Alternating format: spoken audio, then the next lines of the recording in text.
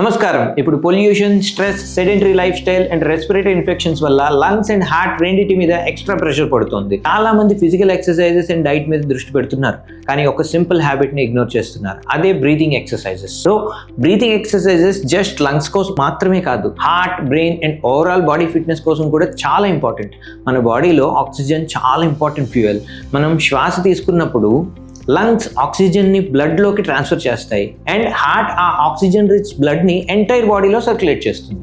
Lungs properly expand కాకపోతే లేదా breathing shallow అయినట్లయితే బాడీకి సఫిషియంట్ ఆక్సిజన్ అనేది రాదు.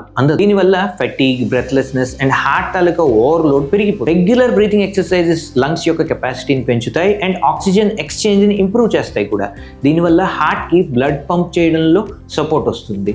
బ్రీతింగ్ ఎక్సర్సైజెస్ లంగ్స్ యొక్క మజిల్స్ని స్ట్రాంగ్ చేస్తాయి. మనం deep and controlled breathing practice చేసినప్పుడు లంగ్స్ వాల్యూమ్ గ్రాడ్యువల్లీ ఇంప్రూవ్ అవుతుంది. దీనివల్ల లంగ్స్ ఎక్కువ ఎఫిషియెంట్లీ ఆక్సిజన్ అబ్జార్బ్ చేసుకుంటాయి అండ్ కార్బన్ డైఆక్సైడ్ని బెటర్గా ఎలిమినేట్ చేస్తాయి కూడా. బ్రీతింగ్ ఎక్సర్సైజెస్ యొక్క ఇంపార్టెంట్ బెనిఫిట్ స్ట్రెస్ కంట్రోల్ కూడా. స్ట్రెస్ అండ్ యాంగ్జైటీ టైంలో బాడీ యొక్క హార్ట్ రేట్ అండ్ బీపీ పెరిగిపోతుంది. Deep and slow breathing nervous సిస్టమ్ని రిలాక్స్ మోడ్లోకి తీసుకెళ్తుంది. దీనివల్ల హార్ట్ రేట్ కంట్రోల్ అవుతుంది, బీపీ స్టేబుల్గా ఉండటంలో హెల్ప్ అవుతుంది అండ్ హార్ట్ మీద అన్నెసెసరీ ప్రెషర్ పడే పరిస్థితి కూడా తగ్గుతుంది. Different types of breathing exercises lungs and హార్ట్ని స్ట్రెంగ్తెన్ చేయడంలో హెల్ప్ చేస్తాయి. Like controlled deep breathing, breath holding techniques and rhythmic breathing exercises lungs యొక్క వర్క్ ఎఫిషియన్సీని ఇంప్రూవ్ చేస్తాయి.